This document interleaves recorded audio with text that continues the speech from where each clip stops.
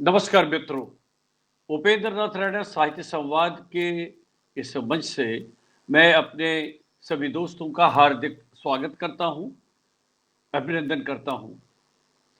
आज का हमारा कार्यक्रम है क्या-क्या याद करूं। क्या-क्या याद करूं इस क्रम में आज हमने यहाँ पर विशेष रूप से आमंत्रित किया है पटना से सुपरिचित कवि साहित्यकार, नाट्यकर्मी, फिल्मकार और मीडिया कर्मी डॉक्टर किशोर सिन्हा को। डॉक्टर किशोर सिन्हा के पास याद करने को क्या-क्या है, जिन्होंने उतना अब तक का सफ़र तय किया है, उसमें कितनी यादें जुड़ी हैं, कितनी बातें जुड़ी हैं, कितनी घटनाएँ जुड़ी हैं, उन पर हम उनसे ही बात करेंगे।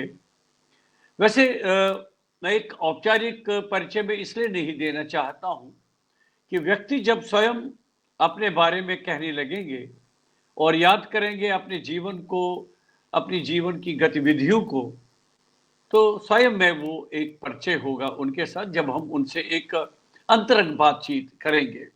क्या-क्या याद करूँ उपेंद्र नाथ रैना साहित्य संवाद के इस मंच से। अब हम पटना चलते हैं और पटना से इस मंच के साथ जोड़ देते हैं डॉक्टर किशोर सिन्हा को। क्या बात नमस्कार है। रैना साहब। नमस्ते, नमस्ते किशोर सिन्हा जी। बहुत अच्छा लग रहा है। बहुत जी, दिनों बाद आपस में मुलाकात हो रही है। इस बिल्कुल, बीच बिल्कुल। में सरोजनी कौशिक जी, वरिष्ठ साहित्यकार हमारे साथ जुड़ गई हैं। मधुर कुलश्रेष्ठ जी भी जुड़ गए। उनका भी नमस्कार मैं करता हूँ सबको। जी, जी, हार्दिक अभिनंदन करता हूँ। अब और मित्र हमारे साथ जुड़ने शुरू हो जाएँगे। मैं जी, मोटा-मोटी ये बताना चाहूँगा डॉक्टर किशोर सिन्हा के बारे में। सबसे बहुत बड़ा परिचय आपके साथ ये है कि आकाशवाणी में हमने कई-कई वर्ष एक साथ बिताए हैं। हालाँकि एक साथ एक ही केंद्र पर हमने कार्य नहीं किया है, लेकिन एक ही आकाशवाणी परिवार में हम एक साथ रहे हैं।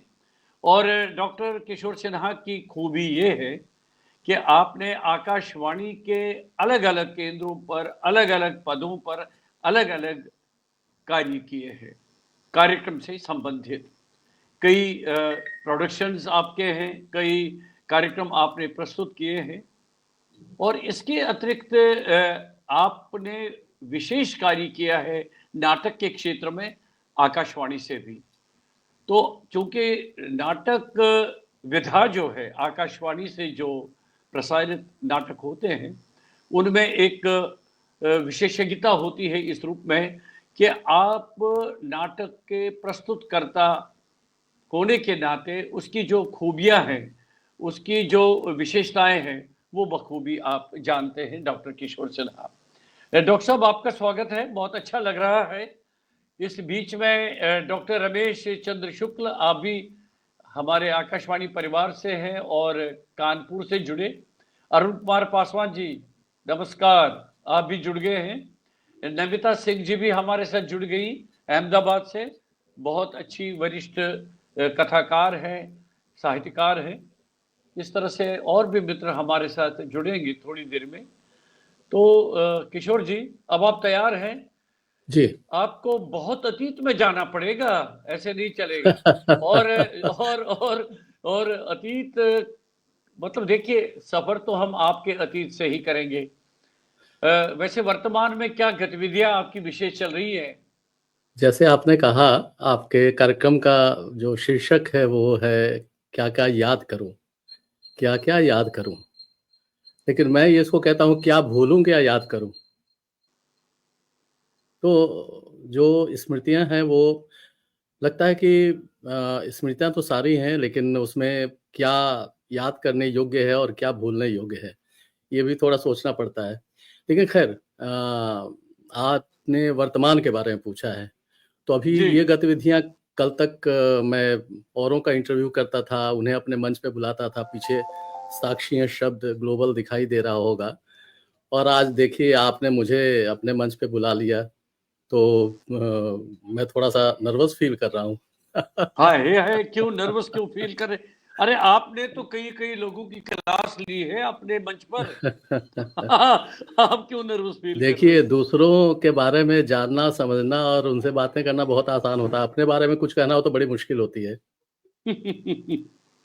जी, तो ये बताइए कि पिछले दिनों आप बहुत सारा भ्रमण करते रहे हैं, तो जी। क्या कोई किसी विशेष योजना के अंतर्गत था या शौकिया आपने कहा नहीं कि समय समय व्यतीत करना है?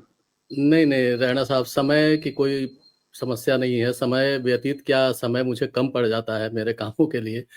और भ्रमण तो अपने आप में एक बहुत बड़ा अनुभव होता है। आपको साहित्य लेखन के लिए अनुभव समृद्ध करती हैं यात्राएँ। तो ये भ्रमण और ये यात्राएँ आपको कहीं न कहीं बहुत कुछ दे के जाती हैं। आप बहुत लोगों से मिलते हैं, वहाँ के इतिहास, संस्कृति सबको समझने का मौका मिलता है। तो भ्रमण मेरा बहुत पुराना एक शगल रहा है, लेकिन जब तक मैं नौकरी में था आकाशवाणी के, तब तक ये मौका नहीं मिला ढंग से। बस आकाशवाणी के कार्यक्रमों के सिलसिले में कहीं भी जाना हुआ, भ्रमण करना हुआ तो मैं वहाँ गया। लेकिन अब चूँकि वैसा कोई दबाव नहीं है, तो अब लगता है कि मुक्त भाव से कहीं भी जाया जा सकता है। तो कुछ भ्रमण मैंने यात्राएँ कुछ की जो एक साहित्यिक ग्रुप के साथ की, जैसे मैं भूटान गया, तो वहाँ एक ग्रुप के साथ गया।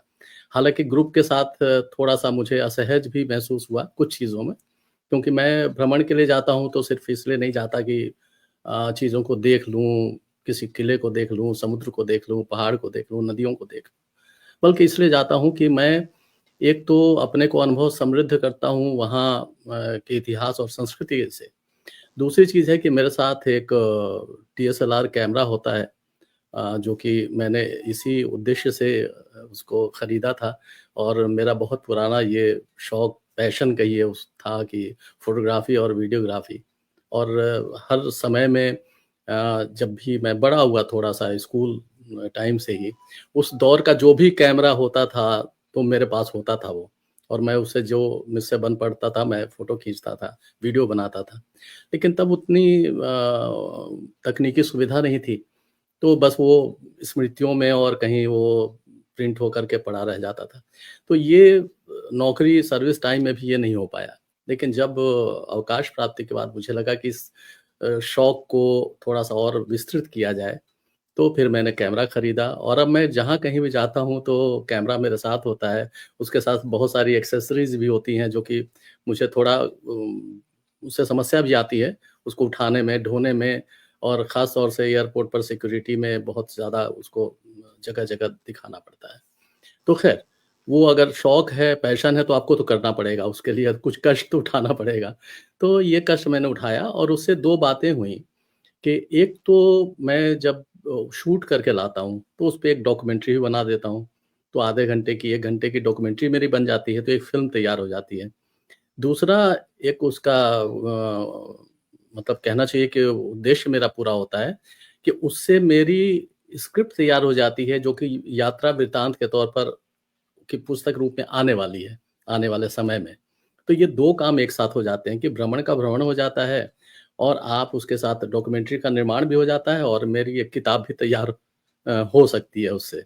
तो ये मेरा उद्देश्य रहता है भ्रमण का। तो मैं तो काफ़ी जगह गया। जी जी, आकाशवाणी में आने का आपका क्या शुरू से ही इच्छा थी या नहीं, नहीं, संयोग था वो? बिल्कुल नहीं, बिल्कुल नहीं। जब मैंने एमए किया और उसके बाद पीएचडी की और मुझे लग रहा था ये बात है 1984-85 की। तो मुझे लगा कि बहुत आसानी से लेक्चरशिप में मुझे जाना था और मुझे लगा कि फर्स्ट डिवीज़न मेरा था और पीएचडी में भी 2 साल में पे पीएचडी मेरी हो गई थी, तो वहाँ तक ठीक था। और मुझे लगा कि मैं लेक्चरशिप में मुझे मेरी रुचि थी लेक्चरशिप में, जाना था मुझे। लेकिन उस समय कुछ परिस्थितियाँ यहाँ बिहार में ऐसी हुई कि सारे अपॉइंटमेंट बंद हो गए। मतलब किसी भी कंस्टिट्यूएंट कॉलेज में कोई अपॉइंटमेंट नहीं हो रहा था और नए-नए कॉलेज, प्राइवेट कॉलेज खुल गए और वहाँ डोनेशन लेकर के वहाँ पढ़ाने के लिए कहा जाने लगा। 1-2 कॉलेज में मैंने पढ़ाया भी, इस शर्त पे पढ़ाया कि मैं और मेरी आर्थिक स्थिति भी नहीं थी कि मैं डोनेशन देता किसी को। तो मैंने इस शर्त पे पढ़ाया कि ठीक है, एक्सपीरियंस अनुभव के तौर पे मैं पढ़ा सकता हूँ और मुझे कन्वेंस चार्ज दे दिया जाए, तो जो भी थोड़ा बहुत मिलता था, तो मैंने 2 छोटे-छोटे कॉलेज में थोड़ा अनुभव के हिसाब से पढ़ाया, तो मुझे रेडियो में जाने की कोई इच्छा नहीं थी मेरी। और मैं लेक्चरशिप जाने की सोचा था, लेकिन 1 साल, 2 साल, 3 साल बीत गए और कहीं लग नहीं रहा था कि लेक्चरशिप में कोई गुंजाइश बनेगी मेरी। तो उसी बीच में यहाँ कार्यक्रम अधिशासी एक थीं, आप जानते हैं उनको, अब तो रही नहीं बेचारी, इलाहाबाद की कुसुम जोशी जी।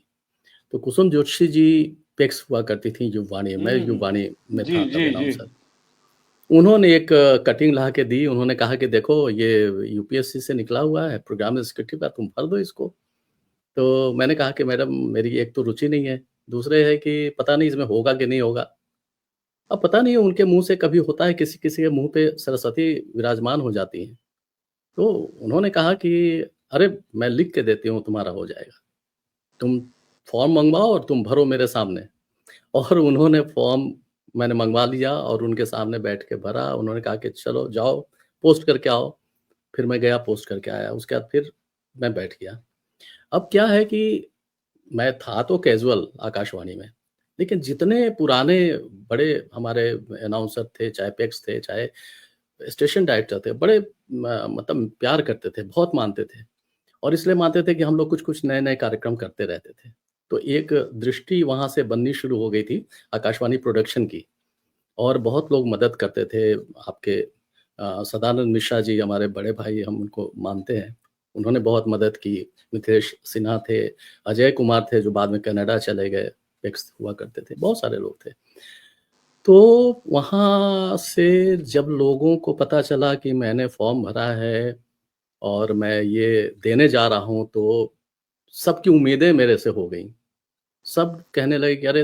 इतने इतनी डिग्री है तुम्हारे पास, इतना कुछ कर रहे हो अभी, तुम्हारा हो जाएगा। जब ये मैं सुनता था तो मैं सच बता रहा हूँ आपसे, शर्म से मैं गड़ जाता था नीचे। मुझे लगता था कि ये उम्मीदें लगा के बैठे हैं और अगर नहीं हुआ मेरा, तो मैं तो कहीं मुँह छिपाने लायक नहीं रहूँगा। तो मैंने कहा कि अब जो भी समय बचा है, इंटरव्यू होता था, इंटरव्यू से ही आप जानते हैं, सिलेक्शन होता है यूपीएससी में। तो मैंने कहा कि अब इसके लिए कुछ तैयारी करनी पड़ेगी अगर करना है तो। तो फिर मैंने तैयारी शुरू की, सब कुछ पढ़ गया, जितना कुछ हो सकता है वो कालिदास से लेकर के और डीएच लॉरेंस तक पढ़ गया मैं। और और मतलब जो कुछ मुझसे हो सकता था, तैयारी कर सकता था मैं, वो मैंने की और उसके बाद इंटरव्यू दिया, फिर प्रतीक्षा करता रहा। इन सब में पूरा 1 साल लग गया। जब रिज़ल्ट आया तो मतलब सब आपके सामने है फिर और फिर मैं गया। आकाशवाणी में आपका सफ़र शुरू हो गया। अच्छा, आकाशवाणी इस में बीच मेरा में सफ़र शुरू हो गया। किशोर जी, इस बीच में सुलभ जी, जी का बहुत अच्छा कमेंट आया आपके लिए। कह रहे क्या? टोपी बहुत प्रभावशाली लग रही है सिन्हा जी की। सुलभ सुलभ जी हमारे मैं तो सुलभ ही कहता हूँ, वो भी मुझे मेरे नाम से ही किशोर ही बुलाते हैं। यहाँ तो चूँकि औपचारिक मंच है, इसलिए मैं थोड़ा तो सुलभ जी हम दोनों सहपाठी रहे हैं। बीएन कॉलेज में ऑनर्स में हम लोग साथ थे हिंदी में और पोस्ट ग्रेजुएशन में भी, पीजी में भी हम लोग साथ रहे। बहुत पुराना याराना है, दोस्ती है और हम लोगों में तू-तू, मैं-मैं सब होती है। सुलभ जी आप जानते हैं बड़े लेखक हैं और मैं तो बहुत सम्मान करता हूँ और कुछ अगर लगता है तो मैं बोल भी देता हूँ, जैसे दोस्ती में बात होती है उस तरह से। तो हम दोनों के बीच ये जो एक बना हुआ है, वो हमेशा ताज़-ज़िंदगी चलता रहा है अब तक और आगे भी चलता रहेगा। बहुत-बहुत सुलभ, थैंक यू, धन्यवाद तुम्हें। क्या बात है! इस बीच में नीलम प्रभा जी भी हमारे साथ जुड़ गई, कह रही कि मैं कोशिश कर रही हूँ, वैसे मैं रास्ते में हूँ, कार्यक्रम अच्छा, अच्छा। सुनने का, देखने का प्रयत्न कर रही हूँ। लक्ष्मी जी, लाल जी कह रही है बहुत रोचक जानकारी दे रहे हैं आप। और श्यामलाल बैनर्जी वो भी जुड़ गए हमारे साथ। इस तरह श्यामल से बहुत बनर्जी। सारे हाँ जी, हाँ जी, बहुत सारे मित्र और जुड़ वो गए। जो ये जो जी। पूरी कहानी है, जो मैंने इंटरव्यू दिया और ये पूरा उसके बाद सिलेक्शन जो हुआ मेरा और आकाशवाणी रीवा जॉइन किया और ये 1988 की बात है और सुलभ और हम फिर 1988 में हम लोग साथ हो गए, जो कॉलेज यूनिवर्सिटी में साथ थे। फिर सुलभ जी की नौकरी पहले हो गई थी और मैं थोड़ा बाद में आया, लेकिन फिर एक बैच में हम लोग प्रोग्राम एग्जीक्यूटिव के तौर पर हम लोग साथ हो गए 1988 में। तो 1988 से लेके और मेरे 2019 में अवकाश प्राप्ति तक उन घटनाओं को मैंने अपनी आत्मकथा फेड इन फेड आउट में क्या बात इसमें है, मैंने क्या बात है, क्या समेटा बात है। है। तो वाह वाह वाह। ये पूरे पूरे ऑफिस की गतिविधियां हैं, इसमें बहुत सारी चीजें हैं।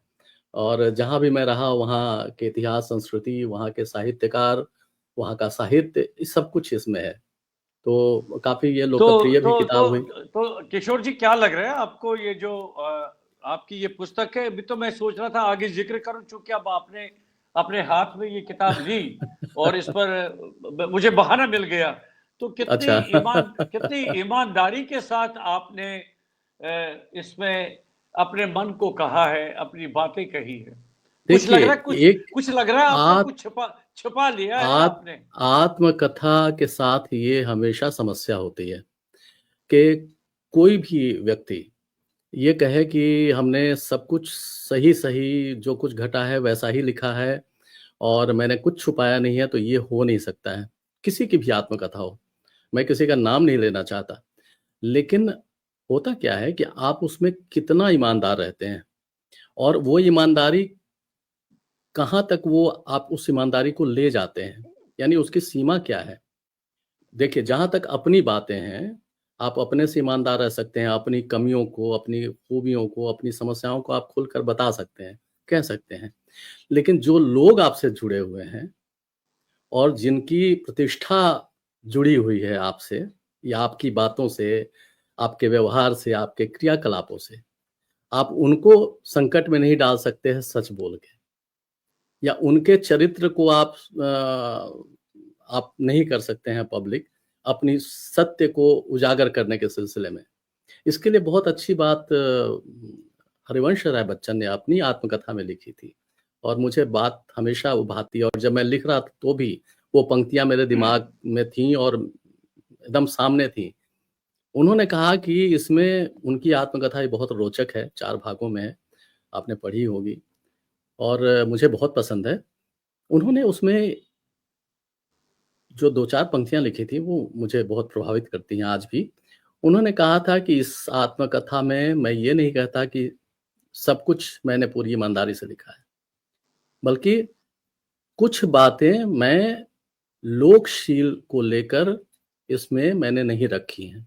लोकशील को भी उन्होंने स्पष्ट किया कि लोकशील यानी अपने बारे में नहीं, दूसरों के बारे में। यानी कि आप जो कुछ भी लिख रहे हैं, वो दूसरे लोगों की शील और चारित्र के बारे में नहीं बोल रहे हैं अगर, तो वो ईमानदारी तो श्लाघनीय है।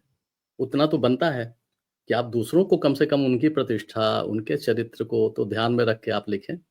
ऐसा नहीं है कि आप किसी को गाली देने लगें लिखने के नाम पे या किसी का चरित्र हनन करने लगें।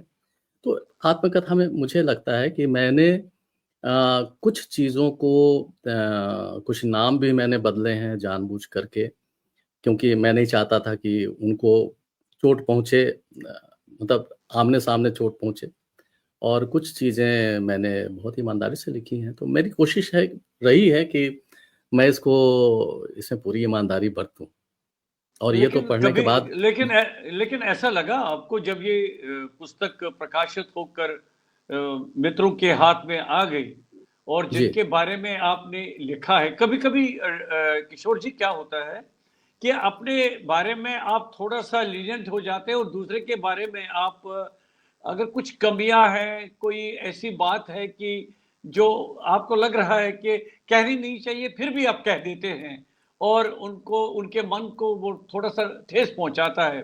कुछ ऐसा ऐसा लगा आपको? देखिए, ऐसा हुआ? ऐसा कोई मित्र, नहीं ऐसा कोई ऐसा मित्र, हुआ है जी जी ऐसा हुआ है जी। हालाँकि हमारे 1-2 मित्रों ने कहा कि नाम नहीं लूँगा। उन्होंने कहा कि मुझे तो तुमने खलनायक बना दिया। तो खलनायक बना दिया, अगर अपनी आत्मा से जो जिस व्यक्ति के बारे में जो कुछ भी मैंने लिखा इसमें, अगर वो अपनी आत्मा से और हृदय पे हाथ रख के वो अगर ये कह दे कि मैंने उसमें एक भी शब्द गलत लिखा है, तो मैं फिर आगे से लिखना छोड़ दूँगा। मैंने जो जिस तरह से घटा, अगर मेरी कमियाँ तो वो भी उसमें आपको दिखेंगी, आपने किताब पढ़ी होगी, पुस्तक आपके पास है। तो जो कुछ भी अगर मेरी कमियाँ हैं, तो वो भी उसमें लिखी हैं मैंने साफ-साफ। जो मेरी समस्याएँ हैं, उनको भी मैंने उजागर किया है। तो सारे अपने नाते रिश्ते से जो अ, मेरे थे संबंध जिनसे भी, उन सबको मैंने लिखा है। बचपन अच्छा, कैसे एक बीता एक आगे एक जी, प्रसारण कर्मी के रूप में जब आप रेडियो जी। में थे, तो हुँ, हुँ। आपका आपका लेखन साथ-साथ में भी चल रहा था। आपने लगभग सब जी, विधाओं में लिखा है। आपने जी, कविताएँ लिखी हैं, आपने उपन्यास लिखे हैं, आपने कहानियाँ लिखी हैं, आपने नाटक लिखे हैं, आपने जी, आत्मकथा लिखी है और आपने संस्मरण लिखे हैं और आपने जिसको कहते हैं कि दूसरों के व्यक्तित्व पर भी काम किया है।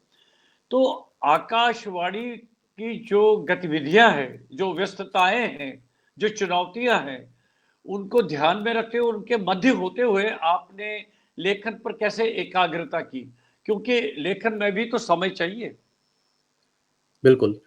असल में मैं बताऊँ आपको कि मेरा शुरू का बहुत सारा लेखन है जो जब मैं इंटर में था, तब से मैंने लिखना शुरू किया है, यानी ये 1973-74 की बात है। और फिर बिहार आंदोलन शुरू हो गया, उसमें मैं बहुत एक्टिव था और बिहार आंदोलन के बाद फिर इमरजेंसी, उसके बाद फिर नया चुनाव। तो कहने का मतलब ये है कि 2 साल तो उसमें चले गए। तो उसके पहले या बीच में थोड़ा बहुत जो लिखा था, वो लिखा था। कविताएँ लिखी थी, कुछ कहानियाँ लिखी थी, जो छपी भी थी। और यूनिवर्सिटी के टाइम में भी मैंने काफ़ी कुछ लिखा था, उस समय भी कहानियाँ छपी थी, उस समय की पत्रिकाओं में। और उसके बाद जब ये सब शुरू हुआ आंदोलन के बाद फिर सारी चीज़ें पढ़ाई बाधित हो गई, यूनिवर्सिटी कॉलेज बंद हो गए थे, फिर धीरे-धीरे शुरू हुई पढ़ाई, फिर मैं अपने लाइन पे लगा। तो कहने का मतलब है कि जब यूनिवर्सिटी के टाइम तक मैं लिखता रहा हमेशा, निरंतर, कुछ ना कुछ लिखता रहा। कविता कभी लिखी, कभी कहानी लिखी, कभी पत्रिकाओं के लिए परिचर्चा भी आयोजित की, कभी स्वतंत्र तौर पर फ़िल्मों की समीक्षा लिखी। कुछ अखबारों में जो बुक रिव्यू पुस्तक समीक्षा छपती थी साप्ताहिक, वो भी लिखी। और जब संघर्ष का टाइम था, जब मैं पीएचडी कर गया, नौकरी नहीं मिल रही है, तो उस बीच में मैंने अखबार भी निकाले, पत्रिकाएँ भी निकाली, ट्रेडल मशीन भी चलाई मैंने प्रिंटिंग प्रेस में जा कर के कि थोड़ा कुछ पैसे हों पास में, कुछ मिलें। ये सब मैंने बहुत किया है काम। लेकिन उस बीच में मैं कुछ लिख नहीं पाया, जो आप मूल बात आप की उस पे आते हैं। और उसके बाद जब मैंने जॉइन किया 88 में, उसके बाद मैं रीवा गया, रीवा जाने के बाद सब कुछ नया-नया था मेरे लिए। प्रक्रिया और जो काम होते हैं कार्यक्रम अधिशासी के, वो कमोबेश पता थे मुझे। लेकिन तब भी नई नौकरी है, तो 2 साल प्रोबेशन का होता है, तो बहुत सँभल के काम करना होता है। लोग आपके चारों तरफ ऐसे होते हैं कि कुछ अच्छे भी होते हैं, कुछ आपके पीछे भी लगे होते हैं, कुछ आपकी लोकप्रियता से जलते हैं, कुछ आपकी लेखनी से जलते हैं। ये सब होता है, सबके जीवन में होता है। तो वहाँ पहुँचने के बाद फिर मैंने बहुत रचनाएँ नहीं की, इक्का-दुक्का मैंने कुछ कविताएँ कभी-कभी लिखी और ज़्यादातर मैंने रेडियो के लिए नाटक और रूपक लिखे। रेडियो के लिए ही पूरी तरह से मैंने समर्पित होके काम किया और जो कुछ ही मेरी लेखनी उस दौरान की थी, कुछ रूपक थे। मेरे पटना लौटने के बाद मेरी सारी किताबें प्रकाशित हुईं। बाहर मैं 11 साल रहा, उस बीच में कोई किताब प्रकाशित नहीं हुई थी। मेरे पास सामग्री भी नहीं थी। लेकिन जब मैं पटना लौटा 1999 में, तो 2000 में पहली किताब मेरी विरासत नाम से छपी, जो रेडियो रूपकों का संग्रह है, जो मैंने रेडियो के लिए लिखे थे समय-समय पर रूपक। मैंने कहा कि हुँ, उसको हुँ। संकलित करूँ एक जगह और कुछ मित्रों का भी ये आग्रह था कि मैं उसे करूँ, तो मैंने फिर वो किया। वो पहली किताब थी मेरी और उसके बाद फिर लगभग साल, 2 साल में किसी न किसी विषय पर किताबें आईं, फिर रेकी पर किताब आई, फिर नाटक पे किताब आई, फिर इस तरह से करते-करते और जब रिटायरमेंट होने के बाद ये तो आत्मकथा तो रिटायरमेंट के बाद ही लिखी है पूरी की पूरी। बहुत तो बड़ा अच्छा, आपने कविताएँ बहुत अच्छी लिखी हैं। तो कविताओं का सफ़र क्या साथ-साथ में शुरू हुआ या बाद में आपको ये लगा कि कविताएँ कविताएँ भी कविताएँ जी। कविताएँ चलती रहीं चलती रहीं क्योंकि छोटी-छोटी जो स्फुलिंग छोटे-छोटे होते हैं भावनाओं के, वो कभी अचानक सामने आ जाते हैं, प्रकट हो जाते हैं, तो लगता है कि इसको तुरंत अगर कुछ करना हो तो इसको कविता में बाँधा जा सकता है और कहानी वक़्त लेती है। तो कहानियाँ मैंने कम ही लिखी, लेकिन कविताएँ चलती रहीं साथ में। वो उनका आसरा हमेशा बना रहा, हर दौर में बना रहा, तो तो चलता है वो। इस कार्यक्रम में हम आपकी कुछ कविताएं सुनना चाहेंगे। इस बीच में सुनीता शरण जी आपको प्रणाम कर रही है। सतीश ग्रोवर जी जुड़ अरे! गए। आपका स्वागत जी, जी। है ग्रोवर जी, बहुत अच्छा। कह रहे किशोर जी एक बहुत ही जुझारू व्यक्तित्व है। क्या बात है, अरे! व्यक्ति रहे हैं। अरे बस सर। तो बाद में आप कमेंट्स देख लीजिएगा, उनको आप रिस्पॉन्स करिएगा। अच्छा, जी, कविता ज़रूर, में ज़रूर। आपकी एक कविता बहुत ही लोकप्रिय हो गई है, सारंगी जी, नवाज पिता के नाम। तो अगर अच्छा। आपके सम्मुख वो कविता है, हम आपसे सुनना चाहेंगे, उसके बाद बातचीत जारी रहेगी। उसको मैं ढूँढता हूँ, लेकिन उसके पहले मैं एक ग़ज़ल लिखी है अभी होली, अभी-अभी होली अरे क्या बात है, क्या बीती बात है है, वाह वाह वाह, और बहुत बढ़िया। होली जी, और अभी ज़्यादा समय नहीं हुआ है, अभी चैत्र मास है तो होली तो थोड़ा उसका खुमार बहुत दिन तक रहता है। नहीं अभी तो है, अभी तो है कई, हाँ जी जी और जी। अभी है भी। तो एक हाँ थोड़ा अलग किस्म की ग़ज़ल है, थोड़ा इसमें चुहल है, थोड़ा मज़ाक है, थोड़ा मज़ाहिया कह सकते हैं आप इसको। तो और इसका बहर भी थोड़ा-सा अलग है। क्या अब बात है, ये स्वागत है आपका। सोचा कि इस होली में प्यार हो जाए, आए है, क्या बात है। सोचा कि इस होली में प्यार हो जाए, हुआ। सोचा कि इस होली में प्यार हो जाए, हुआ। हुआ, क्या बात मोहब्बत है। की गर्मी से, मोहब्बत की गर्मी से बुखार हो जाए, हुआ। क्या बात है, बहुत बढ़िया, बहुत अलग बहर है, सोचा, अलग बहर। हाँ, सोचा कि इस हाँ होली में प्यार हो जाए, हुआ। मोहब्बत की गर्मी से बुखार हो जाए, हुआ। ज ज़माना रोकता रहा समंदर में जाने से मुझको। हाँ, ज़माना रोकता रहा समंदर में जाने से मुझको। मैंने चाहा कि दिल नमकसार हो जाए, हुआ। आए है, क्या बात है, बहुत बढ़िया। नज़र मिलाने की चाहत लिए मैं निकला घर से। नज़र मिलाने की चाहत लिए मैं निकला घर से। शायद एक बार उनका दीदार हो जाए, हुआ। हुआ, क्या बात है, क्या बात है, हुआ। क्या बात है, क्या बात है, हुआ, वाह। हाँ, अगला शेर मुलाहिज़ा फरमाइए। जरूर। कभी हाथ में हाथ लिए उनका बागीचे में जाएँ, वाह, कभी हाथ में हाथ लिए उनका बागीचे में जाएँ, हमें देखकर कोई तो शर्मसार हो जाए, हुआ। हुआ, हाँ हाँ हाँ, क्या बात है, क्या बात है, क्या बात है। अगला शेर। जी, वार छुपकर किया उसने और बताया भी नहीं। वार छुपकर किया उसने और बताया भी नहीं। इश्क में गुनहगार ये खाकसार हो जाए, हुआ। क्या बात है, क्या बात है, वाह वाह वाह। इश्क में जी जी, गुनहगार ये खाकसार हो जाए, तार हुआ। हो जाए, हुआ। और मक्ता का शेर है। जी, करता है किशोर बस एक ही ख्वाहिश रब से। करता है किशोर बस एक ही ख्वाहिश रब से। हफ्ते का हर रोज मेरा इतवार हो जाए, हुआ। हुआ, है, हुआ। क्या बात है। सोचा कि इस होली में प्यार हो जाए, हुआ। मोहब्बत की गर्मी से बुखार हो जाए, हुआ। क्या तो बात है, क्या बात है, फिर कुछ हुआ, हुआ। कुछ कुछ नहीं हुआ। नहीं हुआ। और तो इसे इसे प्यार पर मुझे याद आ रहा है किशोर जी। तो जी। क्या क्या पहला प्यार कब हुआ है आपको? याद अरे करिए ना, क्या क्या क्या क्या याद ये करूं? ये जब आप खुद को याद करेंगे ना तब आपको सब याद आ जाएगा। तो जी ये जी तो हर हर व्यक्ति के जीवन में वो समय आता है। और उसके बाद फिर जब वो समय आता है तो वो समय कुछ और होता है। तो इसलिए क्या होता है ना रैना साहब कि जी प्रेम के कई रूप होते हैं और अलग-अलग समय में और अलग-अलग वक़्फ़े में उनका एक अलग-अलग रूप सामने आता है। अलग अलग अवस्थाएं होती हैं। अलग-अलग अवस्थाएँ होती हैं, जब आप किशोर उम्र में होते हैं तो वो प्रेम कुछ और तरह का दिखता है, जब आप थोड़ा प्रौढ़ होते हैं, प्रेम की गहराई को समझने लेते हैं, तो फिर वो कुछ और होता है।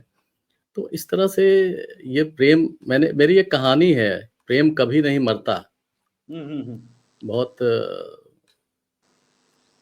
लंबी-चौड़ी कहानी नहीं है, छोटी ही कहानी है। लेकिन फ़िलहाल आपने जो अ, सारंगी नवाज़ पिता का ज़िक्र किया है आपने जी जी जी। उस कविता को मैंने ढूँढ लिया इस बीच में बात करते-करते आपसे अच्छा और अच्छा। मैं उसे सुनाता हूँ आपको। अ, पिता आपका स्वागत है। जी जी सुनाइए। जी, पिता हमारे पिता, हमें तुम्हारी बहुत याद आती है। पिता, हमें तुम्हारी बहुत याद आती है। पिता, तुम कब लौटोगे? आओगे हमारे पास? हमें तुम्हारी बहुत याद आती है। तुम्हारे सधे हाथों की रागिनी हमारी यादों के तारों को जैसे बार-बार झनझनाती है वाह वाह। और हमें याद आती है और हमें याद आती है तुम्हारे नेह की हर गमक क्या बात है। और हमें याद आती है तुम्हारे नेह की हर गमक और याद आती है तुम्हारी नेह भरी डांट की मीड़ जो कभी सोहनी बन जाती है तो बन जाती है कभी बहार। तुम्हारी जयजयवंती से धड़कता है पूरा घर। तुम्हारी जयजयवंती से धड़कता है पूरा घर और तुम्हारी अनुपस्थिति में भी रहती है तुम्हारी हंस ध्वनि हर कोने में। पिता, इस सुर सप्तक को छोड़ पता नहीं तुम चले गए कहाँ। किस भीड़ में ढूंढें तुम्हें हम। मालकौंस या मल्हार के किस टेर से पुकारें तुम्हें हम। क्या बात पिता, पिता, हमारी आंखों को इंतजार है बहार का, यानी तुम्हारे आने का, कि तुम आओ और अपनी सधी उंगलियों से फिर सारंगी के तारों को छेड़ो तुम।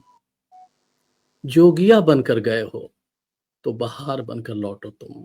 पिता, बहार बनकर लौटो तुम। क्या बात है। बहुत बढ़िया, बहुत अच्छी कविता है। चूंकि जी आप नाटक भी लिखते हैं और आपने रेडियो से आकाशवाणी से नाटक भी किए हैं, तो इसलिए जी आपकी कविताओं में मुझे ऐसा लगता है कि वो जो नाटकीय पुट है और नाटकीय प्रस्तुति है वो उभर के आती है और बहुत ही संवेदनशील कविता है और इसमें मन को स्पर्श करती हुई कविता है। इसलिए मैंने कहा कि पहले आप वो कविता सुनाइए। जी, और बहुत धन्यवाद। कब बहुत कब धन्यवाद। लिखी थी आपने ये कविता? तो इसके लिए क्या कुछ कोई प्रेरणा थी? क्या पृष्ठभूमि हाँ, क्या है इस कविता? ये मैंने 2012 में लिखी थी इस कविता को। ये कविता दरअसल प्रेरणा तो थी ही इसके पीछे। मेरा एक परिवार से परिचय था जिनके जो मुखिया थे वो सारंगी बजाते थे आकाशवाणी में, इसी आकाशवाणी पटना में ही और बहुत अच्छे सारंगी वादक थे, स्टाफ आर्टिस्ट के पद पे थे वो। अचानक क्या हुआ कि रिटायर हो गए थे, रिटायर हुए भी उन्हें 8-10 साल हो गए थे। अचानक कहीं चले गए वो और चले गए तो पहले तो लोगों को परिवार को ये लगा कि हो सकता है आस-पास कहीं गए हों और आ जाएँगे। नहीं आए रात में, रात भर परिवार जागता रहा। दूसरे दिन लगा कि खोजबीन शुरू हुई, कहीं मिले नहीं। बहुत ढूँढा और ये ऐसे ढूँढते-ढूँढते 7-8 साल हो गए उस परिवार को। लेकिन जब उनकी कहानी मैंने सुनी तो ये पाया कि रोज़ वो परिवार रात का खाना खाने जब बैठता है, तो जैसे ही वो पहला निवाला उठाता है, उसे लगता है कि कहीं सांकल बजी या दरवाज़े पर दस्तक हुई और वो जाके खोल के देखता है तो पाता है कि कोई नहीं है। अचानक कहीं से फ़ोन आता है कि अच्छा इस व्यक्ति को, इस तरह के व्यक्ति को हमने बनारस में देखा है। दौड़ के बनारस चले गए, खोजते हैं नहीं मिले वो। ऐसे करके हर आहट पे उन्हें लगता है कि आज अब पिताजी लौटेंगे, आज पिताजी लौटेंगे और हर बार वो दरवाज़ा खोलते हैं और वो वहाँ नहीं बिल्कुल होते, सुनसान दिखाई देता है, नहीं कोई नहीं होते, होता है, नहीं होते। कोई नहीं जी, होता जी। है। तो ये जो दर्द एक परिवार का है कि वो चले गए और वो कहाँ गए, किसी को कुछ नहीं पता और हर दिन वो परिवार इंतज़ार कर रहा है पिछले 8 वर्षों से कि शायद लौट के आ जाएँ। तो उस परिवार की पीड़ा को, चूँकि सारंगी नवाज़ वो थे, इसलिए मैंने इसे कुछ राग-रागिनियों के नामों से बाँधने की कोशिश की है। बस इतनी सी बात है तो इसके तो पीछे। आपने आकाशवाणी के लिए भी इसमें इस पर आधारित कोई कार्यक्रम बनाया था? नहीं, इस पर आधारित कोई कार्यक्रम मैंने आकाशवाणी से नहीं बनाया जी, है। जी। जी, जी, जी, जी। जी। तो आकाशवाणी में काम करते-करते आपको व्यक्तिगत रूप से क्या लगा कि आकाशवाणी ने आपको कितना दिया? आपने तो खूब सेवा की आकाशवाणी की, कई-कई वर्षों तक, कई-कई कार्यक्रमों के माध्यम से। लेकिन जी। किशोर सिन्हा को बनाने में, उसके व्यक्तित्व को निखारने में आपको क्या लगा शुरू से आकाशवाणी की क्या भूमिका रही आपके लिए? बहुत बड़ी भूमिका रही। मुझे तो लगता है कि आज मैं जो कुछ भी थोड़ा बहुत हूँ, मैं बहुत नहीं अपने को मानता हूँ। जो कुछ भी सीखा है, जो सलीका बोलने का, इतना ही नहीं बल्कि उठने-बैठने का सलीका, किसी से बात करने का, किसी के सामने अपने को अभिव्यक्त करने का, लिखने का, पढ़ने का, हर कुछ मैंने आकाशवाणी से सीखा है। मैं बहुत कृतज्ञ हूँ आकाशवाणी का। हालाँकि हमारे बहुत सारे मित्र और मुझे भी शिकायत रही है, ऐसा नहीं है और हमारे बहुत सारे मित्रों की शिकायत रही है कि जो उनको मिलना चाहिए था, वो नहीं मिला। मिलने का मतलब है कि जो पद मिलना चाहिए था, जो धन मिलना चाहिए था, वो नहीं मिला। तो पद और धन मेरा ये मानना है कि पद और धन तो आनी-जानी चीज़ है। आज है, कल वो नहीं रहेगी। लेकिन प्रतिष्ठा सबसे बड़ी चीज़ है। अगर वो आपको आकाशवाणी ने दी है, तो पद और धन कोई मायने नहीं रखता उसके लिए। तो मुझे ये लगता है कि पद और धन चाहे ना मिला हो जहाँ तक हम लोग को पहुँचना चाहिए था, आप भी उससे पीड़ित रहे, हम सब लोग हमारे बैच के लोग पीड़ित रहे कि हमें जो प्रमोशन मिलना चाहिए था, जहाँ होना चाहिए था, वहाँ हम नहीं हुए। बहुत सारे कारण हैं, उनमें नहीं जाता मैं। लेकिन जो प्रतिष्ठा हमने आकाशवाणी के माध्यम से कमाई है, आज जो 2, 4, 10 लोग जितने भी जान रहे हैं और मुझे तो लगता है कि मैं कहीं भी जाता हूँ, अभी मैं पोर्ट ब्लेयर गया, तो मुझे लगा कि आकाशवाणी केंद्र जाना चाहिए। कभी अपने जीवन में पोर्ट ब्लेयर नहीं गया था, तो जाना चाहिए। और बस मैं और मेरे मित्र सुनील केशव देवधर थे, हम लोग गए थे साथ। हम लोग पहुँच गए, ऑटो किया और पहुँच गए आकाशवाणी। और वहाँ जो 2, 4, 10 लोग थे, वो कभी हम लोग एक-दूसरे को ना कभी जाना, ना कभी बात हुई, कुछ नहीं। लेकिन जैसे उनको पता चला कि एक पटना से आए हैं, एक पुणे से आए हैं, ये लोग भी एडीपी रह चुके हैं, बड़ा स्वागत-सत्कार किया उन लोगों ने। पूरा स्टूडियो दिखाया और अपने साथ बिठाया, वहाँ ढेरों बातें की हम लोग, घंटों बातें करते रहे हम लोग। तो ये बहुत बड़ी चीज़ है कि आप आकाशवाणी के उत्तर से लेके दक्षिण और पूरब से लेके पश्चिम तक किसी केंद्र पर आप चले जाएँ। चाहे भले ही आप अवकाश प्राप्त कर चुके हों, आपके स्वागत-सत्कार और लोगों के प्रेम व्यवहार में कहीं कोई कमी नहीं महसूस होगी आपको। ये किसी दूसरे विभाग में नहीं मिलता है, ये मेरा मानना है। किसी भी दूसरे विभाग में ये आपको नहीं मिलता है। आप रिटायर होते हैं, लोग भूल जाते हैं, कोई कद्र नहीं करता है, कौन कहाँ से रिटायर हुआ। लेकिन आकाशवाणी एक ऐसी संस्था है, जहाँ की आप कभी भी आप चले जाएँ, आपको उतना ही प्रेम मिलेगा, चाहे वो लोग आपको जानते हों, नहीं जानते हों, लेकिन आप जो काम करते रहे हैं, उसको लेके बहुत सारे लोग आकाशवाणी के सारे केंद्र के लोग आपको जानते हैं और आकाशवाणी के बाहर भी। तो बाहर और भीतर दोनों जगह ये जो मिला है, उसके सामने पद और धन का कोई महत्व नहीं है, मेरा ऐसा मानना है। नहीं, नहीं, और इसलिए बहुत सही। मैंने काम किया जी। है जितना मुझे लगा कि और मैं तो कभी-कभी कहता हूँ हालाँकि थोड़ा-सा ये अतिशयोक्ति भी आप कह सकते हैं थोड़ा ज़्यादा भी कह सकते हैं, लेकिन मैं जानता हूँ, मेरा हृदय जानता है, इसलिए मैं इस बात को कहता हूँ। मैंने लिखा भी है इस किताब में कि आकाशवाणी ने कहा मुझे कि 100% चाहिए मुझे तुमसे, मैंने 200% दिया है।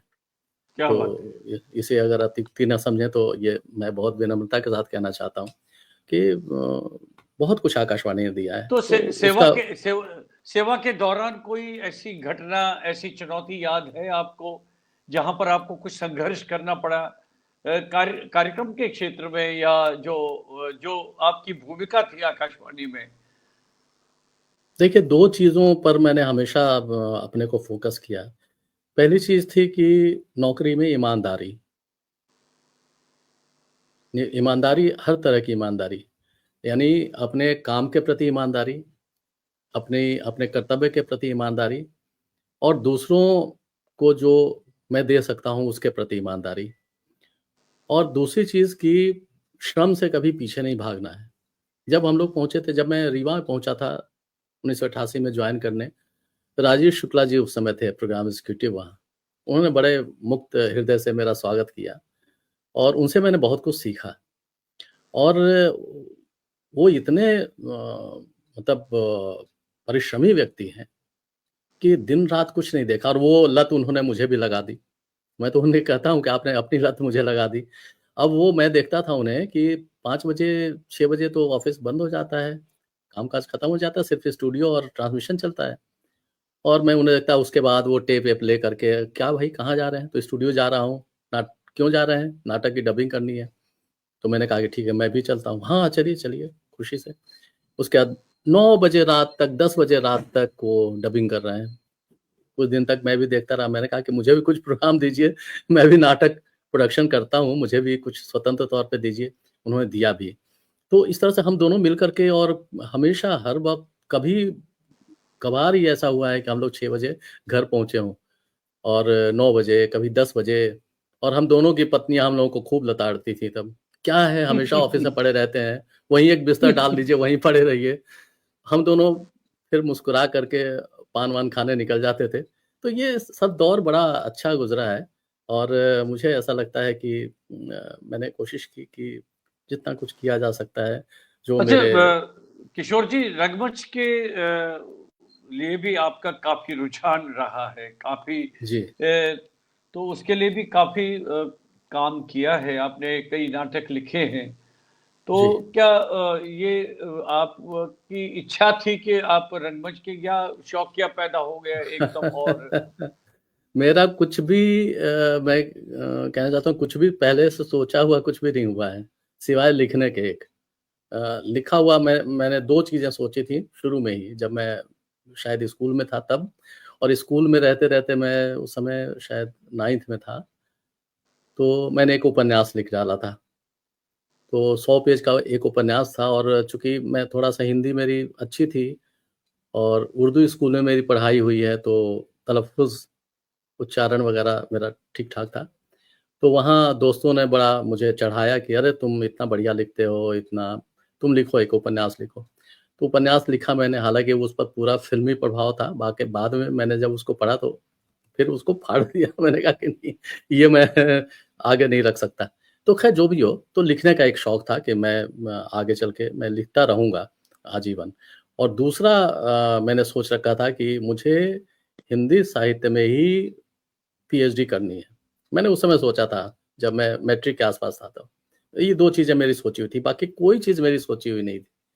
और नाटक भी मैंने कुछ नहीं सोचा था नाटक के बारे में, वो तो एक घटना ऐसी घटी कि रीवा में था, उस समय युववाणी में देखता था, उसके बाद युववाणी में बहुत सारे कंपनियाँ थे, सुनीता शरण जुड़ी हुई हैं, वो उन बहुत अच्छी तरह से जानती हैं इन चीज़ों को। रीवा से ही हैं वो, अभी भोपाल में रहती हैं।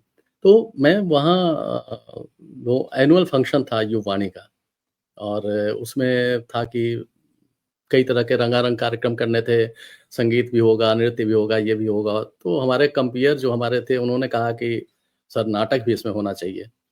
कृष्णपाल सिंह अभी भोपाल में हैं, प्रोग्राम एग्ज़ीक्यूटिव हमारे कंपेयर हुआ करते थे उस समय युववाणी के। तो सर एक नाटक होना चाहिए। तो मैंने कहा कि लिखो, कोई लिख के दो, नाटक ज़रूर होना चाहिए।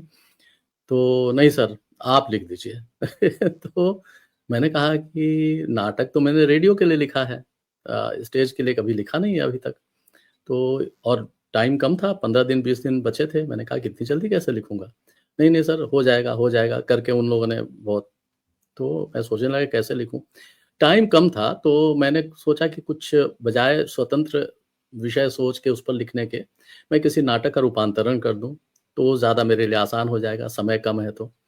तो मैंने कुछ पुराने सारिका के अंक थे मेरे पास पुराने, तो मैंने वो पलटना शुरू किया। उसमें एक प्रेमचंद की कहानी मिली। वो कहानी दरअसल किसी उनके संग्रह में कहीं कहानी नहीं है। वो कहानी है, उसका नाम है कातिल की माँ, और वो कहानी वहाँ छपी थी हंस में, तो सारिका में। तो मैंने कहा कि इस कहानी को जब मैं फिर से पढ़ गया, तो मुझे लगा कि इसमें कुछ किया जा सकता है। तो मैंने उसको उसको रूपांतरित करना शुरू किया, तो अपने आप पता नहीं कैसे वो क्या हुआ घटित कि वो पूरा मूक अभिनय में परिवर्तित हो गया। उसमें डायलॉग की ज़रूरत ही नहीं थी, उस पूरे नाटक में। वो पूरा माइम में चला गया। तो मैंने माइम में लिख दिया आधे घंटे का नाटक, और वो नाटक हुआ वहाँ बहुत सफलतापूर्वक हुआ। तो वहाँ से एक लगा कि मैं लिख सकता हूँ नाटक। तो मैंने वहाँ से शुरुआत की, हालाँकि बहुत बाद में तो मैंने खुद नाटक खुद लिखे। खुद भी अभिनय किया होगा नाटकों में? अभिनय भी, ये भी पहले से सोचा हुआ नहीं था। मैंने कभी नहीं सोचा था कि मैं अभिनय करूँगा। वो जब मैं पटना लौट के आया बहुत दिनों के बाद 1999 में, उसके बाद फिर उसके कातिल के माँ के बाद जो मैंने दूसरा नाटक, वो भी रूपांतरित ही है, किया, वो गुरुदेव रवींद्रनाथ टैगोर का नाटक चारुलता।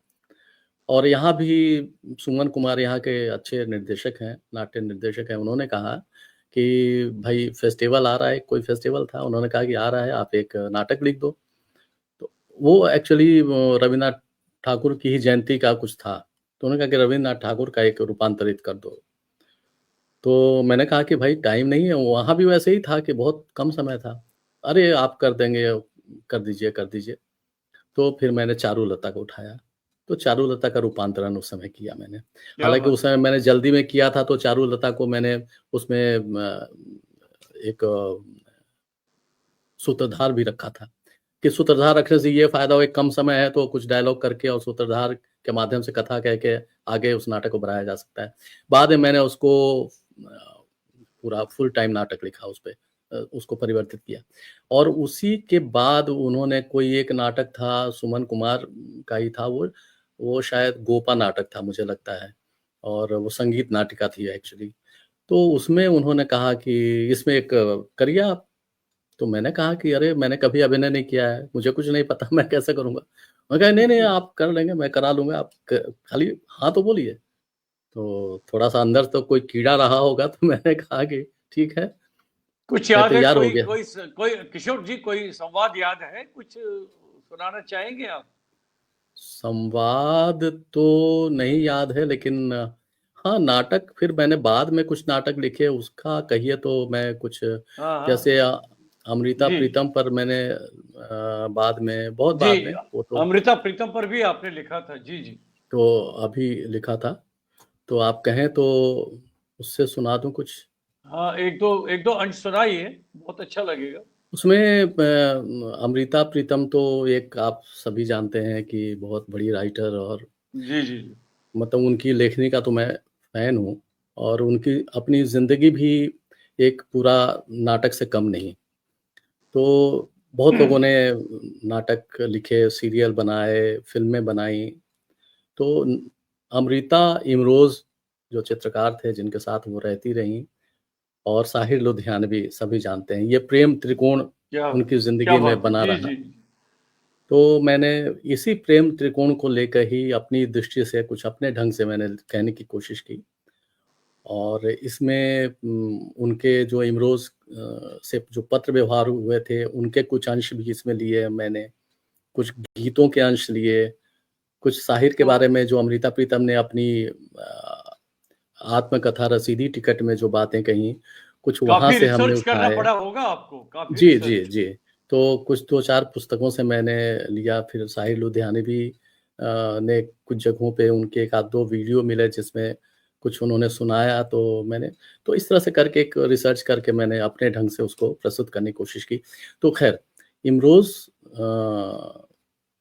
कैनवास पर ये शुरू का दृश्य है। कैनवास पर वो पेंटिंग कर रहा है, अमृता की ही तस्वीर बना रहा है और वो कुची फिराते-फिराते वो रुकता है, ठहरता है, फिर दर्शकों की तरफ देखता है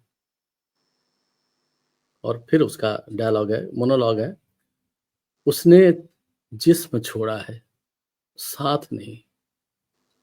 वो अब भी मिलती है, कभी तारों की छाँव में, कभी बादलों की छाँव में, कभी किरणों की रोशनी में, कभी ख़यालों के उजाले में। हम उसी तरह मिल के चलते हैं। चुपचाप हमें चलते हुए देखकर फूल हमें बुला लेते हैं। हम फूलों के घेरे में बैठकर एक दूसरे को अपना-अपना कलाम सुनाते हैं।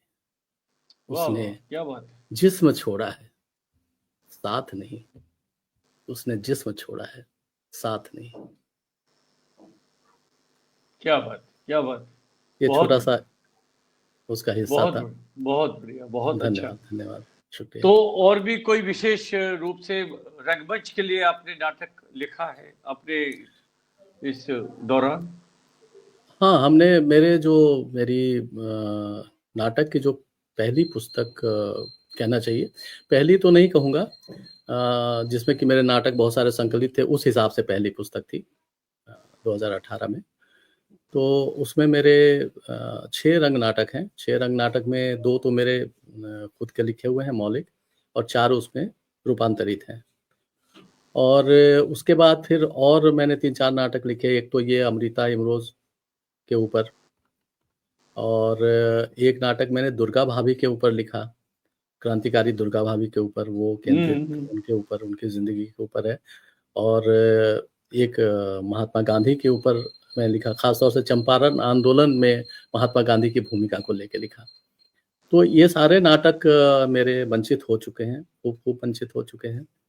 तो बस यही है और 1-2 नाटक ज़ेहन में है लेकिन अभी उस पर कुछ काम नहीं कर पाया हूँ। क्या बात है।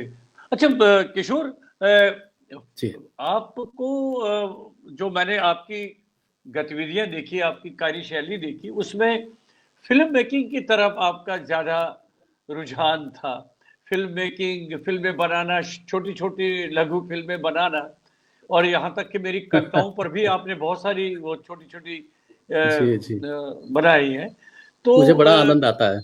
हाँ, हाँ, उसके मैं बारे एक में समय में जी, जी। एक समय में मतलब हमारे यहाँ से आपको पता होगा शत्रुघ्न सिन्हा भाग के चले गए थे पुणे फ़िल्म इंस्टीट्यूट और वहाँ से इंस्टीट्यूट जॉइन कर लिया और फिर फ़िल्मों में चले गए। और हम लोग तो किशोर वय के थे उस समय, उसका असर बड़ा हुआ था उस समय के नौजवानों पर। कई लड़के कॉलेज छोड़-छोड़ के भाग के गए थे फ़िल्म स्टार बनने, लेकिन उसमें से शत्रुघ्न सिन्हा सफल हो गए, बाकी सफल नहीं हो पाए। तो उस हमारे मित्रों ने बहुत मुझे कोंचा, "अरे! तुम कर सकते हो, लिख सकते हो, जाओ।" अगर मैं उस समय सोचता भी तो नहीं जा पाता इसलिए कि मुंबई या कहीं भी जाने की हैसियत मेरी नहीं थी। मेरे पिताजी एक मिडल क्लास फैमिली के साधारण से कर्मचारी थे, राज ट्रांसपोर्ट के थे। 4 भाई हम लोग थे, 1 बड़ी बहन। 4 भाइयों का परिवार था और सबकी हमारे भाइयों की शादी भी हो चुकी थी। तो इतने बड़े परिवार को अकेले बाबूजी चला रहे थे। फिर बाद में भाइयों की नौकरी हुई, फिर धीरे-धीरे स्वतंत्र हुए वो। लेकिन तब भी ये मेरी हैसियत नहीं थी कि मैं कभी जा कर के पैसे माँग सकूँ। पैसे माँगने के तो मेरे पास ये भी नहीं होता था कि कभी मैं कहूँ कि मुझे पॉकेट खर्च दे दीजिए। तो मैं जो कुछ उस समय लिखता था कुछ अखबारों में और फिर बाद में मैं रेडियो में प्रसारण में जब जाने लगा कुछ-कुछ लिख के वहाँ, तो उससे जो पैसे मिलते थे, तो वो भी पैसे मैं क्या करता था, उससे मैं धर्मयुग खरीदता था, सारिका खरीदता था, आजकल खरीदता था, ये पत्रिकाएँ ज़्यादातर खरीद लेता था। और फिर मेरे पैसे सब समाप्त हो जाते थे महीने के अंत आते-आते। तो मेरी हैसियत नहीं थी, इसलिए चाह के भी नहीं जा पाता। लेकिन ये है कि जो डेस्टिनी जहाँ आपको ले जाती है, तो वहीं आपको जाना होता है। तो डेस्टिनी शायद यहाँ तक लाने वाली थी। लेकिन हाँ, फ़िल्म मेकिंग की जहाँ तक बात है, तो वो बात तो दिमाग में रह गई थी, कहीं न कहीं अचेतन में वो बात तो रही होगी। और चूँकि मुझे कैमरे का शौक था, मैं फ़ोटो खींचता था और जो दोस्त होते थे उन्हीं को मैं कहता था, अच्छा ऐसे ये पोज़ दो, अच्छा यहाँ पर खड़े हो जाओ, अच्छा पेड़ को ऐसे पकड़ो, अच्छा दोनों हाथ ऐसे उठाओ। मैं उनको थोड़ा-सा ये सब गाइड करता था और मैं फ़ोटो खींचता था। तस्वीरें आज भी हैं मेरे पास। तो ऐसे करते-करते उस समय इस ये सब साधन तो थे नहीं कि आप घर बैठे फ़िल्म बना लो, कुछ कर लो, दृश्य मिक्सिंग कर लो। तो जब ये कंप्यूटर आया, तो एक बहुत बड़ी दुनिया मेरे सामने खुल गई, सबके सामने खुली। मेरे मेरे सामने इसलिए ज़्यादा खुली कि मैं इसमें रम गया, घुस गया और इसको मैंने आत्मसात कर लिया। तो फिर उस समय जो मेरे सामने मिला, तो उस पर बर्थडे के पहले मैंने बर्थडे के ऊपर कुछ फ़िल्में बनाई। तो बच्चे के बर्थडे के ऊपर कुछ दृश्य मिक्स करके और उसमें टाइटल वगैरह डाल के जितना समझ में आया, वो करते-करते फिर मैंने कहा कि नहीं थोड़ा-सा और एडवांस इसको किया जाए। फिर मैंने सॉफ्टवेयर परचेज़ किया इसके लिए, वीडियो मिक्सिंग के लिए। फिर वो माइक वगैरह सब ये माइक अभी अभी मँगवाया है आपके हम्म, कार्यक्रम के लिए। क्या बात है, क्या बात इसका है। बिल इसका बिल मैं भेज दूँगा आपको। अच्छा। तो क्या बात है, ऐसे क्या। ही बस मेरी रुचि है और मुझे अच्छा लगता है। मैं मित्रों के अच्छा, लिए बीच उनकी में बीच कविताओं को में बीच में मैंने जब आपको देखा कि आपने फोटोग्राफी का बहुत शौक रहा आपको, आपने बीच में एक महंगा कैमरा भी खरीदा था, बहुत ही जी, जी, जी। वही लाखों में था। तो उसके बाद आप अलग-अलग स्थानों पर जाकर उसकी शूटिंग, तो क्या एकदम आपको एकदम वो शौक बन वो पड़ा आपने क्या? वो जी। शौक जब होता है ना कि जब आपको पिताजी के पैसे तो पिताजी तो कहते हैं कि जब तुम कमाने लगना तो खर्च करना, अभी मत माँगो मुझसे। हर दुनिया का हर पिता, हर काल, हर युग में यही कहता है। हम अपने बच्चों से भी कहते हैं कि कहते थे कहना चाहिए। अब तो हमारे बच्चे सब सेटल कर गए हैं और सब ईश्वर ने सब कुछ दिया है उन्हें कि उन्हें माँगने की ज़रूरत कभी नहीं पड़ती। ना उन्हें माँगने की ज़रूरत पड़ती है, ना हमें माँगने की ज़रूरत पड़ती है। तो लेकिन उस समय तो पिताजी यही कहते थे अगर उन्हें ₹10 ही माँग लो तो क्या करोगे ₹10? जब तुम कमाना तब खर्च करना जैसे करना, अभी ये सब मत करो। तो अब जब मैं कमाने लग गया, जब मैं इस लायक हुआ तो मुझे लगा और रिटायरमेंट के बाद चूँकि सब कुछ उत्तरदायित्व तो पूरे हो गए थे, ज़िम्मेदारियाँ उतनी थी नहीं, तो मुझे लगा कि अब अपने ऊपर खर्च किया जा सकता है। तो मैंने फिर वो महँगा कैमरा खरीदा। बहुत बहुत महँगा तो कैमरा था वो आपका। हाँ, तो वो तो कैमरे तो अभी महँगे भी आते उससे हैं। उससे कुछ काम हो पा रहा है? जी, जी, उसी से करता हूँ मैं। ज़्यादातर काम इंटरव्यू हो, चाहे बाहर कहीं शूट करना हो, किसी लोकेशन पे जाना हो, तो मैं उसी से करता हूँ। वही होता है। अच्छा, बीच में आपके लेखन यात्रा में आपकी जो रही है, उसमें एक उपन्यास का काफ़ी उस पर काफ़ी चर्चा रही। वो इस रूप में मैं बताऊँगा अभी, ताली। ताली जी, बहुत ही छोटा एक लघु उपन्यास है उपन्यासिका आपका। आप कह सकते हैं। मैं तो उपन्यास क्या कह सकते हैं, या मैं ये हाँ, हाँ। कहूँगा कि एक विस्तृत कहानी है। तो जी, जी। उसी बीच में एक फ़िल्म आ गई ताली। तो कई लोगों हुँ। को संदेह हुआ शायद उसी ताली पर वो ताली बन गई हाँ, है। हाँ, हो सकता है।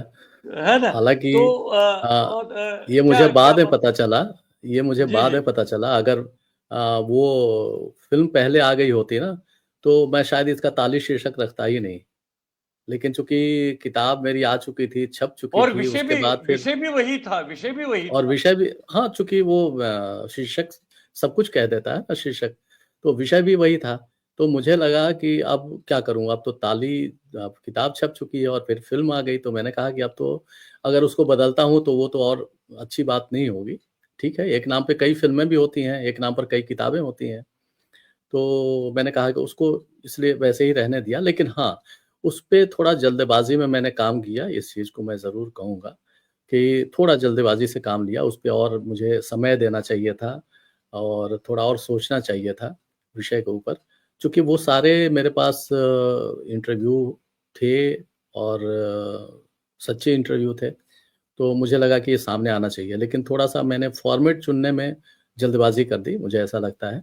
लेकिन मैं उसपे काम करूँगा और काम करके फिर वो ताली शीर्षक उसका नहीं होगा, तो उसका शीर्षक कुछ और ये होगा। विषय आपको क्यों महत्वपूर्ण लगा कि इस पर ये विषय अ, इसलिए कि देखिए जो किन्नर होते हैं, आमतौर से उनके बारे में समाज में अच्छी अवधारणा नहीं होती है। हमारे यहाँ तो बचपन में मैंने देखा है कि हमारे घरों में पुराने जो हमारे घर थे वहाँ आया करते थे ये लोग और जब कभी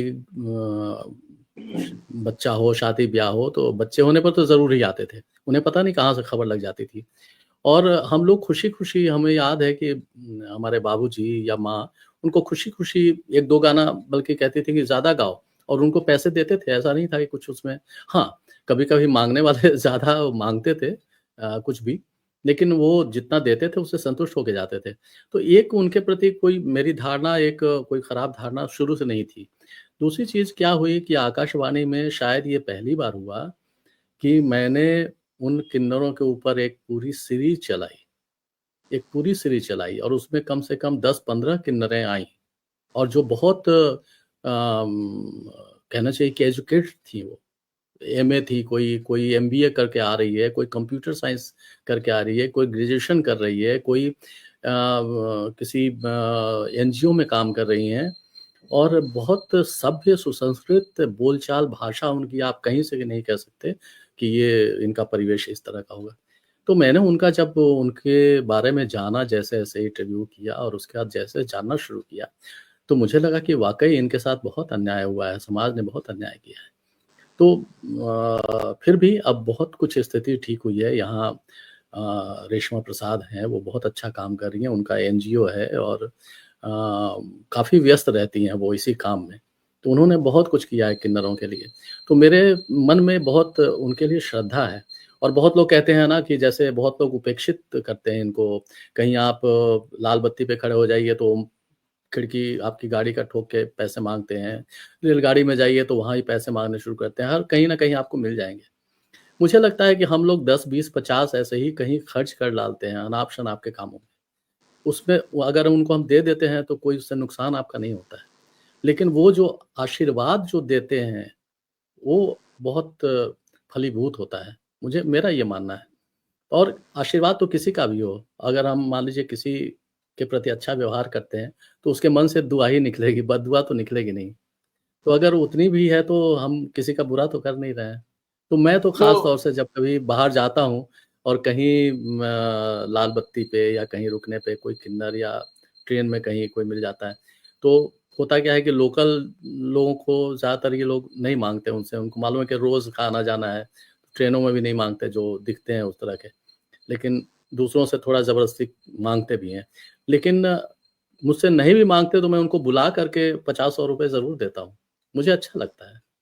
तो तो आप तब उस उपन्यास को पुनः विचार कर रहे हैं कि उसको फिर से मैं आप उस पे काम करूँगा रि अभी फिर काम करेंगे थोड़ा उस पर और थोड़ा उसको और मैं एक दूसरे दूसरे कामों में लगा हूँ, नहीं तो वैसे मैं करूँगा उस पे। वैसे कई मित्रों ने लिखा है कि किशोर सिन्हा ने कोई ऐसी विधा नहीं छोड़ी, ऐसा कोई क्षेत्र नहीं छोड़ा जिसमें उन्होंने काम न किया हो।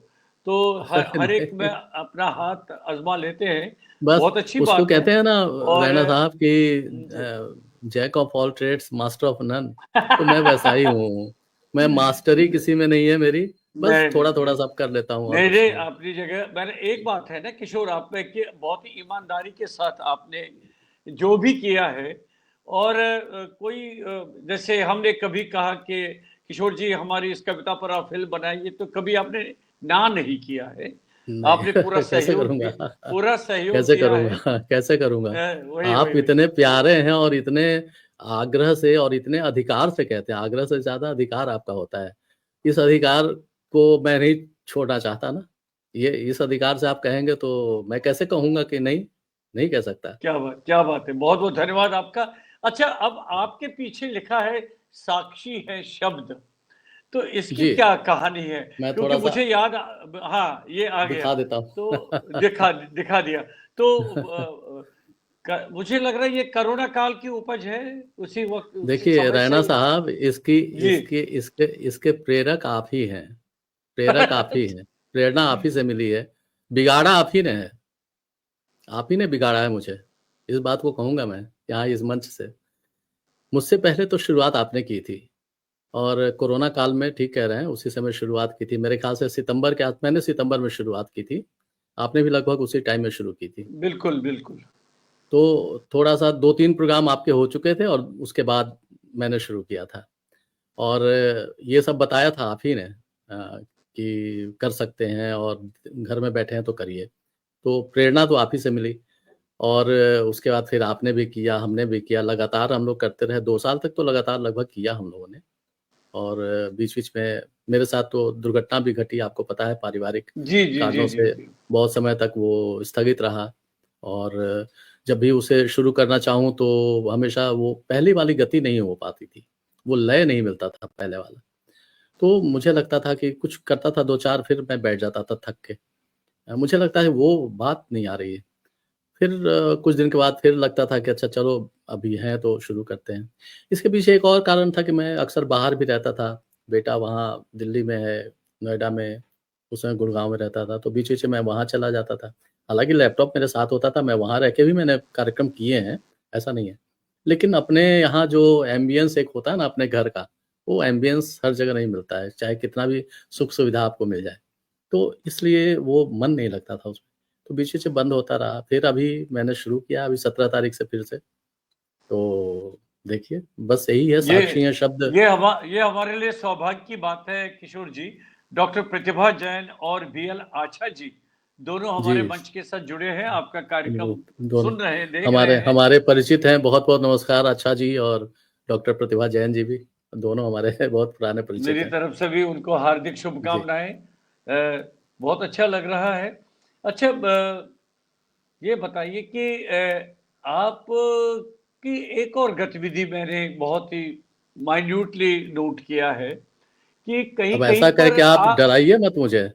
नहीं डरा नहीं रहा हूँ, लेकिन आप गाते बहुत अच्छा है। मैंने कई अरे! कई मुझे कई क्योंकि क्या क्या याद करूं मैं, अगर आप वो पक्ष नहीं लेंगे तो फिर आपने वो कोना मुझे छोड़ तो दिया। तो मुझे आपने अल्लाह कई कई कार्यक्रमों में बहुत अच्छा गाने की प्रस्तुतियां भी दी है। मैं चाहता हूं कि आपका कोई ऐसा गीत है जो आप अपने मित्रों के लिए यहाँ प्रस्तुत करें। देखिए, ऐसा है ना कि मैं बहुत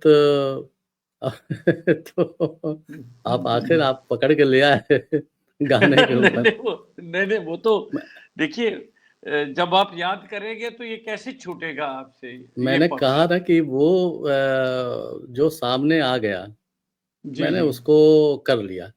अब इसमें जी ये जी नहीं सोचा कभी कि अच्छा है, बुरा है या गा करके कोई मैं मोहम्मद रफ़ी बन जाऊँ या किशोर कुमार बन जाऊँ, ऐसा नहीं सोचता मैं।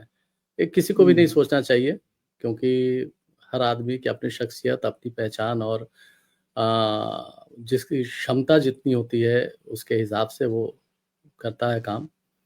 तो उस हिसाब से जो मुझसे बन पड़ा कोई नई चीज़ आती है ना, तो मुझे वो बहुत आकृष्ट करती है अपनी तरफ। तो मैं उसमें थोड़ा-सा घुसने की कोशिश करता हूँ, ज़बरदस्ती ही सही। सुनाइए सुनाइए, तो कुछ सुनाइए, अच्छा तो लगेगा। जैसे वो स्ट्रीम यार्ड एक ऐप है जिसमें कि ट्रैक तमाम मिलते हैं फ़िल्मी गानों के और गैर फ़िल्मी गानों के भी। तो उसपे गाते-गाते प्रैक्टिस आपकी अच्छी हो जाती है। ऐसे तो आप घर में कुछ भी आप करते रहें, लेकिन थोड़ा उसके साथ गाने की कोशिश करने से थोड़ा स्वर आपका सध जाता है। ये मैंने अनुभव किया, अपने व्यक्तिगत अनुभव से बता रहा हूँ। क्या बात है। तो उस हिसाब से कुछ आप थोड़ा-सा ठीक-ठाक गाने लगते हैं। तो एक बस कोशिश कर सकता हूँ, अगर आप जी इजाज़त दें तो। आपका आपका स्वागत है। मेरा ही एक लिखा हुआ गीत है। हालाँकि ये विरह गीत आप इसे कह सकते हैं और स्त्री पक्ष का ये गीत है, लेकिन गा जी मैं जी, रहा हूँ। वाह वाह वाह।